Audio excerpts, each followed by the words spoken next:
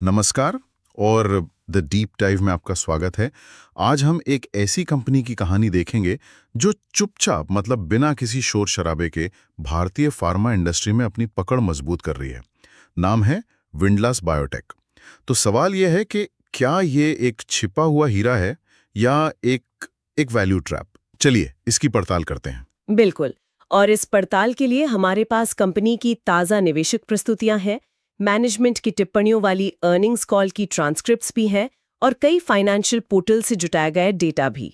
तो आज का हमारा मिशन साफ है, ये समझना कि विंडलास बायोटेक असल में करती क्या है, इसकी तिजोरी यानी बैलेंस शीट कितनी मजबूत है, और एक निवेशक की नज़र से देखें तो भविष्य में इसकी ग्रोथ के इंजन क्या होंगे और रास्ते में कौन से स्पीड ब्रेकर आ सकते हैं। और ये चर्चा इसलिए भी ज़रूरी है क्योंकि भारतीय फार्मा सेक्टर में खासतौर पर सीडीएमओ स्पेस में एक बड़ा बदलाव आ रहा है। अब जोर सिर्फ दवा बनाने पर नहीं है, बल्कि बेहतरीन क्वालिटी और बड़े पैमाने पर बनाने पर है, और यहीं पर विंडलास जैसी कंपनियां अपनी जगह बना रही हैं। चर्चा शुरू करने से पहले एक छोटी सी अपील।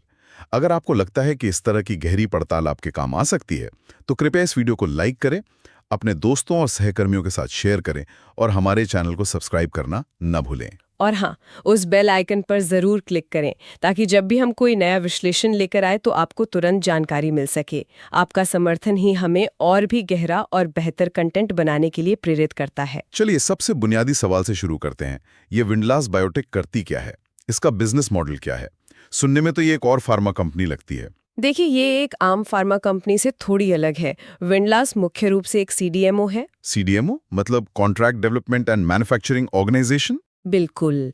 इसे ऐसे समझिए कि ये फार्मा इंडस्ट्री की मास्टर शेफ है, जो दूसरी बड़ी कंपनियों के लिए उनकी रेसिपी के हिसाब से या अपनी खुद की रेसिपी से दवाएं बनाती है।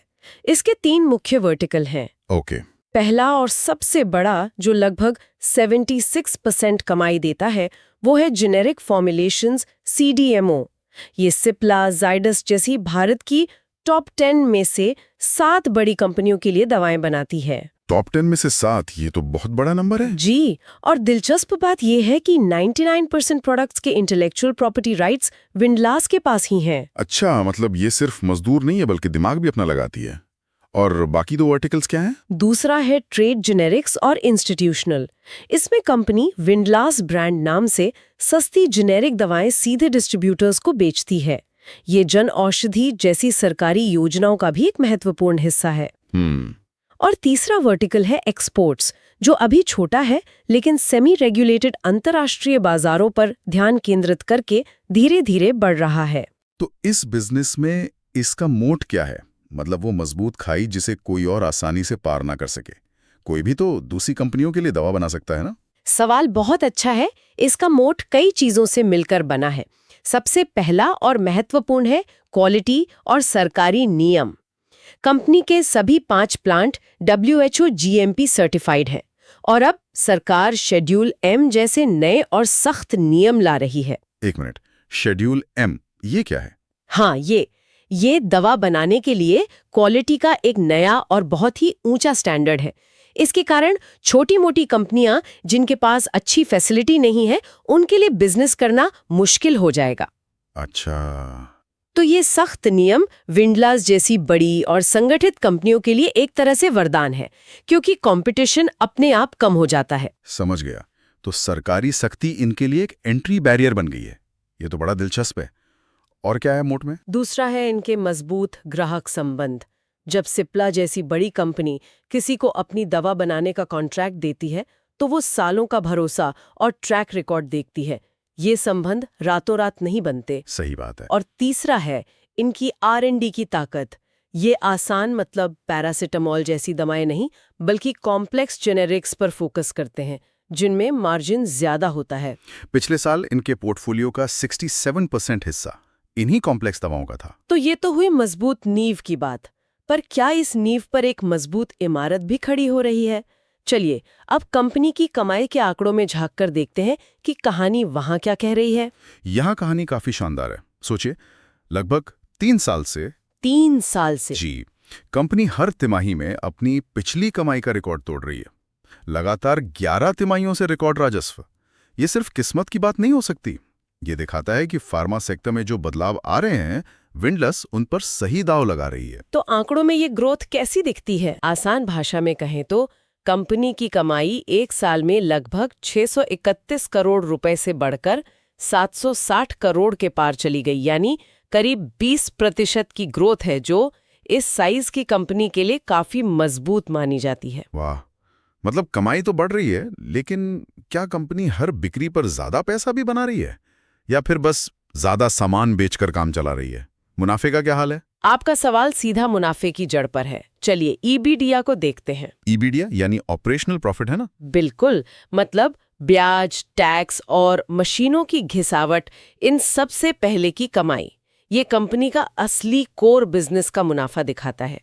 ये FY24 के 78 करोड़ से बढ़कर FY25 में 94 करोड़ हो गया और ताज़ा तिमाही में इसमें साल दर साल 27% की बढ़ोतरी हुई है। और नेट प्रॉफिट, मतलब सारे खर्चे निकालकर हाथ में क्या बचा? नेट प्रॉफिट, जिसे हम PAT भी कहते हैं, उसमें भी साल दर साल 31% की शानदार बढ़ोतरी हुई है और ये ताज़ा तिमाही में 18 करोड़ पर पहुंच गया है। और मार्जिन? हाँ, इससे भी जरूरी बात है मार्जिन। इनका EBITDA मार्जिन भी सुधरकर लगभग 12.6% हो गया है। सीधे शब्दों में कहें तो हर 100 रुपए की बिक्री पर अब ये पहले से ज्यादा कमा रहे हैं, जो इनके बढ़ती ताकत को दिखाता है। ठीक है, तो कंपनी कमा रही है और मुनाफा भी बढ़ रहा है, लेकिन जैसा कहते हैं कैश इज किंग। क्या ये मुनाफा सिर्फ कागजों पर है या सच में कंपनी के बैंक अकाउंट में आ रहा है? और क्या कंपनी पर बहुत ज्यादा कर्ज तो नहीं है? यहाँ कंपनी की सबसे बड़ी ताकत नजर आती है। विंडलास लगभग कर्ज मुक्त कंपनी है, ऑलमोस्ट डेट फ्री आज के समय में। जी। आज के इस दौर में जहां बड़ी बड़ी कंपनियां कर्ज के बोझ तले दबी हैं, यह एक बहुत बड़ा प्लस पॉइंट है। दूसरी तिमाही के अंत में कंपनी के पास बैंक में और निवेश के रूप में 237 करोड़ रुपए की नकदी थी। लेकिन लगभग जीरो कर्ज का एक मतलब ये भी तो हो सकता है कि कंपनी बड़े दाव लगाने से डर रही है। क्या ये अति सतर्कता भविष्य में ग्रोथ को धीमा कर सकती है? इंतजार कर रहे हैं और किसी भी अधिग्रहण के लिए जल्दबाजी नहीं करना चाहते। अब आते हैं आपके कैश वाले सवाल पर। कंपनी का ऑपरेटिंग कैश फ्लो बहुत स्वस्थ है। कितना? FY25 में कंपनी ने 68 करोड़ से ज्यादा का कैश अपने ऑपरेशन से बनाया। ये साफ दिखाता है कि इनका मुनाफा सिर्फ कागजी नहीं है। और वर्किंग कैपिटल का क्या? कई अच्छी कंपनियों की कहानी वहीं अटक जाती है जब उनका पैसा बाजार में फंस जाता है। यहाँ इन्होंने कमाल का काम किया है। इनका वर्किंग कैपिटल साइकिल 32 दिनों से घटकर सिर्फ 17 दिन रह गया है। आधा। बिल्कुल। इसका मतलब है कि इनका पैसा अलमारी में बंद नहीं रहता, बल्कि बिजनेस में रॉकेट की तरह घूमता रहता है। ये किसी भी कंपनी के लिए एक शानदार फिटनेस टेस्ट जैसा है। तो कंपनी के पास पैसा है, कर्ज नहीं है, और जो कमा रही है वो कैश में बदल रहा है। अब सवाल ये उठता है कि वो इस पैसे का इस्तेमाल कितनी स्मार्ट तरीके से कर रहे हैं। चलिए ROE और ROCE जैसे एफिशिएंसी रेशियो पर नजर डालते हैं। बिल्कुल, ये रेशियो बताते हैं कि मैनेजमेंट कितना कुशल है। पहले बात करते हैं ROE की, यानी रिटर्न ऑन इक्विटी। इसे ऐसे समझे, अगर आपने कंपनी में 100 रुपए लगाए तो साल के अंत में कंपनी ने उस पर 23 रुपए का मुनाफा कमा कर दिया। FY25 में इनका ROE 23% था। 23%? ये तो किसी भी बैंक FD से कहीं ज्यादा है। पर क्या ये इस इंडस्ट्री के लिहाज से अच्छा है? बहुत अच्छा। स्क्रीनर के डेटा के मुताबिक पिछले 3 सालों का औसत ROE सिर्फ 12.4% था। सिर्फ 12.4%? जी, तो 12.4% से सीधे 23% पर छलांग लगाना एक जबरदस्त सुधार है। अब बात करते हैं ROCE की, यानी रिटर्न ऑन कैपिटल एम्प्लॉयड। ये देखता है कि कंपनी अपने और उधार लिए हुए दोनों पैसों पर कितना कमा रही है। FY25 में इनका ROCE 25% था। और ये 25% का आंकड़ा इंडस्ट्री के मुकाबले कहाँ खड़ा होता है? इस इंडस्ट्री में ज्यादातर कंपनियां 15 से 18% का ROCE हासिल कर पाती हैं। उस लिहाज से विंडलास का 25% का आंकड़ा दिखाता है कि वे अपनी पूंजी का इस्तेमाल एक चैंपियन की तरह कर रहे हैं। ये सब तो बहुत मजबूत लग रहा है। बिजनेस मॉडल, कमाई, कैश फ्लो, एफिशिएंसी, सब कुछ सही दिशा में है। लेकिन भविष्य का क्या? मैनेजमेंट आगे के लिए क्या सोच रहा है? ग्रोथ कहाँ से आएगी? मैनेजमेंट की रणनीति के 3 मुख्य स्तंभ हैं। पहला है क्षमता विस्तार, कैपेसिटी एक्सपेंशन। हाँ, उन्होंने हाल ही में एक नया प्लांट 6 खरीदा है, जिस पर काम चल रहा है। जब ये पूरी तरह से चालू हो जाएगा तो कंपनी की कुल कमाई करने की क्षमता मौजूदा स्तर से बढ़कर लगभग 1100 करोड़ रुपए तक पहुंच सकती है। मतलब ग्रोथ के लिए पहले से तैयारी की जा रही है। और दूसरा स्तंभ? दूसरा बड़ा फोकस है ट्रेड जेनरिक्स पर, यानी अपने ब्रांड की दवाएं बेचने पर। वे अपने डिस्ट्रीब्यूशन नेटवर्क को 1000 स्टॉकिस्ट से बढ़ाकर 5000 से 6000 तक ले जाना चाहते हैं, ताकि पूरे भारत में उनकी पहुंच बन सके। और तीसरा? और तीसरा, जैसा हमने पहले बात की, कंपनी अपनी 237 करोड़ की नकदी का इस्तेमाल नए डोसेज फॉर्म जैसे सॉफ्ट जेल या इनहेलर्स बनाने वाली कंपनियों को खरीदने के लिए कर सकती है। ये सब सुनने में तो एक परफेक्ट ग्रोथ स्टोरी लगती है, लेकिन हर कहानी में कुछ ट्विस्ट होते हैं। यहाँ पर क्या रेड फ्लैग्स हैं? ऐसी कौन सी बातें हैं जो इस पूरी अच्छी तस्वीर को खराब कर सकती हैं? हाँ, कुछ बातें हैं जिन पर नजर रखना बहुत जरूरी है। पहला, इंजेक्टेबल प्लांट का धीमा रैंप अप। मैनेजमेंट ने खुद माना है कि उनकी नई इंजेक्टेबल बनाने की सुविधा उम्मीद से धीरे चल रही है। ये कब और कितना मुनाफा देगी, इस पर अभी भी एक सवालिया निशान है। ओके, तो एग्जीक्यूशन में एक चैलेंज है। और दूसरा रेड फ्लैग? दूसरा है ईसॉप की लागत। कंपनी ने हाल ही में अपने कर्मचारियों के लिए एक बड़ी स्टॉक ऑप्शन योजना यानी ईसॉप शुरू की है। एक मिनट, ईसॉप देने से तो मौजूदा शेयर होल्डर्स की हिस्सेदारी कम, मतलब डाइल्यूट होती है। क्या ये उनके लिए एक नेगेटिव बात नहीं है? बिल्कुल, ये एक वाजिब चिंता है और ये एक नॉन कैश खर्च है, लेकिन इससे आने वाले सालों में कंपनी के रिपोर्ट किए गए मुनाफे पर असर पड़ेगा। मैनेजमेंट का तर्क है कि फार्मा जैसे बिजनेस में अच्छे टैलेंट को रोकना सोने की तरह कीमती है। वे इसे खर्च नहीं बल्कि भविष्य के लिए एक निवेश मान रहे हैं। लेकिन बॉटम लाइन पर तो असर पड़ेगा। जरूर, ये पीएनएल पर दबाव जरूर डालेगा। और कोई जोखिम? एक और है ग्राहक पर निर्भरता। हालांकि कंपनी ने बहुत अच्छा काम करते हुए अपने सबसे बड़े ग्राहक पर निर्भरता को 11.7% से घटाकर सिर्फ 6.1% कर दिया है, लेकिन क्योंकि ये B2B बिजनेस है, कुछ बड़े ग्राहकों के चले जाने का खतरा हमेशा बना रहता है। तो चलिए इस पूरी गहरी चर्चा को समेटते हैं। अगर हमें विंडलास बायोटेक के बारे में 3 सबसे बड़ी सकारात्मक और 3 सबसे बड़ी नकारात्मक बातें बतानी हो तो वो क्या होंगी? जरूर। सबसे पहले 3 सबसे बड़ी सकारात्मक बातें। 1, लगातार मजबूत ग्रोथ। 11 तिमाहियों से लगातार कमाई का रिकॉर्ड तोड़ना और 20% की सालाना ग्रोथ एक असाधारण ट्रैक रिकॉर्ड है। इसमें कोई शक नहीं। 2, शानदार वित्तीय सेहत।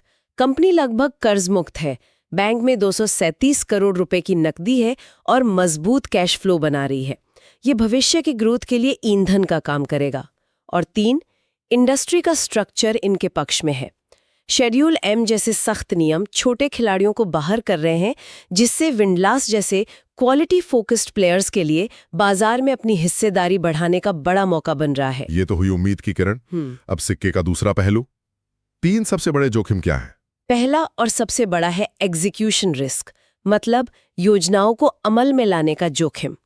इंजेक्टेबल सुविधा का धीमा चलना दिखाता है कि भविष्य की ग्रोथ सिर्फ अच्छी योजनाओं पर नहीं, बल्कि उन्हें समय पर और सफलतापूर्वक लागू करने पर निर्भर करेगी। दूसरा जोखिम है रिपोर्ट किए गए मुनाफे पर दबाव। जैसा हमने चर्चा की, ईएसओपी की लागत आने वाली तिमाहियों में कागजी मुनाफे को कम दिखाएगी, जो उन निवेशकों को चिंतित कर सकती है जो सिर्फ हेडलाइन नंबर देखते हैं। और तीसरा है निर्यात पर निर्भरता का अभाव। एक्सपोर्ट बिजनेस अभी भी बहुत छोटा है, कमाई का सिर्फ 4% और अस्थिर भी। यह कंपनी को काफी हद तक घरेलू बाजार पर निर्भर बनाता है। बहुत ही व्यवहारिक और संतुलित विश्लेषण। ये साफ है कि विंडलास बायोटेक एक दिलचस्प मोड़ पर खड़ी है, जहां विकास की जबरदस्त संभावनाएं हैं, लेकिन कुछ वास्तविक जोखिम भी हैं जिन पर कड़ी नजर रखनी होगी। बिल्कुल, ये उन निवेशकों के लिए एक बेहतरीन केस स्टडी है जो लंबी अवधि के लिए क्वालिटी और मजबूत वित्तीय स्थिति को महत्व देते हैं, लेकिन उन्हें मैनेजमेंट के एग्जीक्यूशन पर भी पूरा ध्यान देना होगा। तो अगर आज की इस चर्चा ने आपके ज्ञान में कुछ भी जोड़ा है और आपको ये विश्लेषण काम का लगा, तो कृपया इस वीडियो को लाइक और शेयर करें और हमारे चैनल को सब्सक्राइब करना ना भूलें। और भविष्य के विश्लेषणों से अपडेट रहने के लिए बेल आइकॉन दबाना मत भूलिएगा। आपका समर्थन हमारे लिए बहुत मायने रखता है। अंत में श्रोताओं के लिए एक विचार छोड़ जाते हैं। कंपनी ऑर्गेनिक और इनऑर्गेनिक विस्तार के चौराहे पर खड़ी है और उसकी तिजोरी नकदी से भरी है। सवाल यह है कि क्या मैनेजमेंट का ये अनुशासित और सतर्क रवैया भविष्य में एक बड़े अवसर की चूक साबित होगा, या ये एक अस्थिर बाजार में एक समझदारी भरी रणनीति है? इस पर विचार कीजिएगा।